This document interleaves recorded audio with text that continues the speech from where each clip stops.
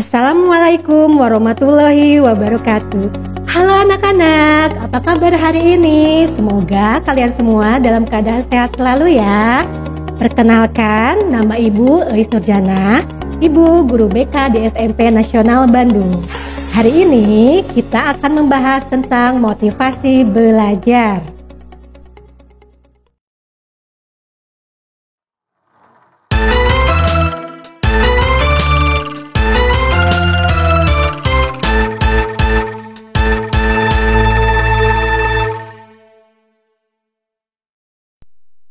Adapun tujuan layanan yang pertama, siswa dapat memahami pengertian motivasi belajar.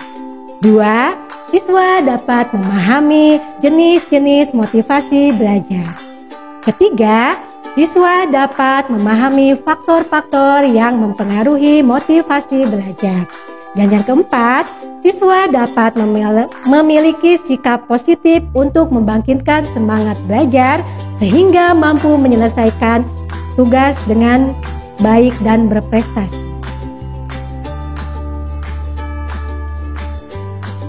Pengertian motivasi belajar. Motivasi adalah dorongan pada seseorang untuk mencapai tujuan tertentu. Adapun pengertian motivasi belajar adalah dukungan pada diri seseorang untuk melakukan tindakan belajar. Yang selanjutnya, jenis-jenis motivasi. Motivasi dibagi menjadi dua. Yang pertama, motivasi intrinsik. Apa itu motivasi intrinsik? Motivasi intrinsik adalah keinginan bertindak yang disebabkan oleh faktor pendorong dari dalam diri atau internal individu.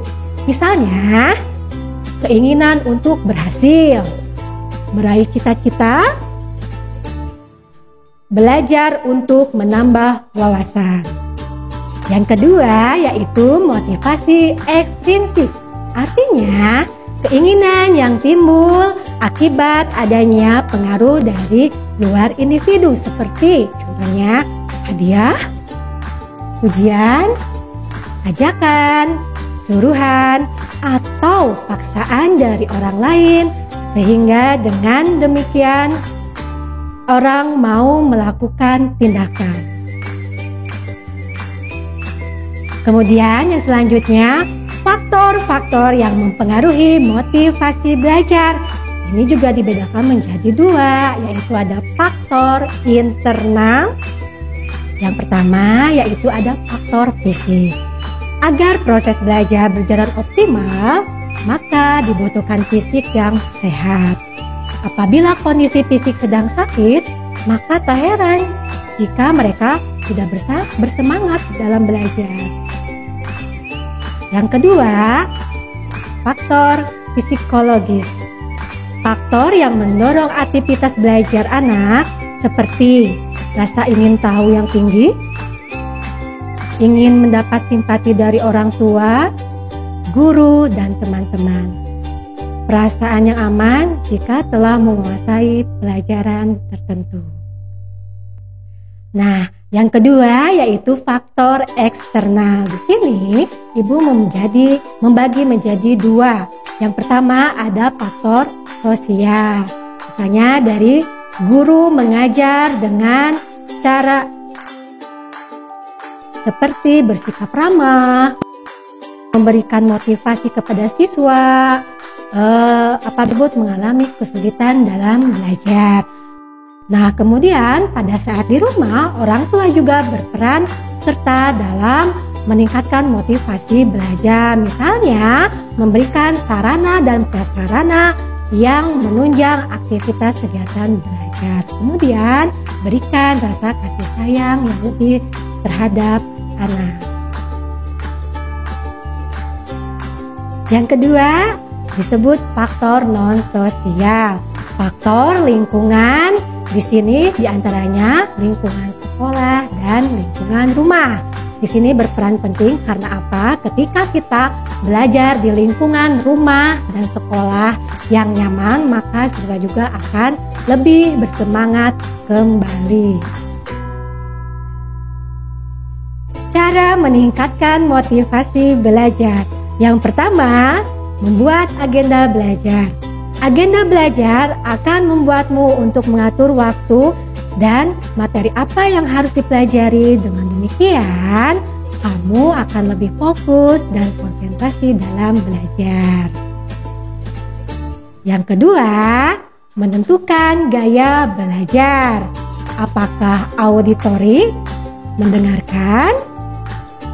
Yang kedua, visual, penglihatan. Misalnya, kalian membaca buku atau menonton tayangan televisi tentang pendidikan. Yang ketiga yaitu kinestetik atau pergerakan. Misalnya di sini kalian menulis kembali atau merangkum materi yang sudah diberikan oleh guru. Yang ketiga, istirahat. Belajar terus-menerus tanpa memberikan waktu istirahat akan membuat otak dan tubuh menjadi lelah. Ketika tubuh lelah, proses belajar tidak akan maksimal. Jadi silakan kalian beristirahat lebih dahulu. Yang keempat, cari suasana yang tepat. Semua suasana menjadi tepat jika kamu berhasil mengontrol diri sendiri. Cari tempat belajar yang nyaman dan membuat kamu fokus untuk belajar. Yang kelima, belajar bersama teman.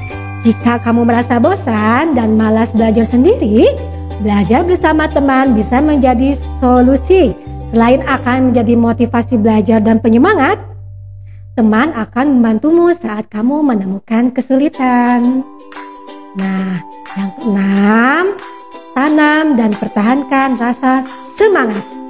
Di sini kalian harus ingat bahwa belajar itu bukan beban. Terus kalian juga tanamkan pada diri kalian kalau belajar itu menyenangkan. Kegigihan dan kepercayaan diri diperlukan agar kita tidak mudah menyerah saat berproses. Semangat dan terus berlatih agar kesuksesan menantimu di masa depan.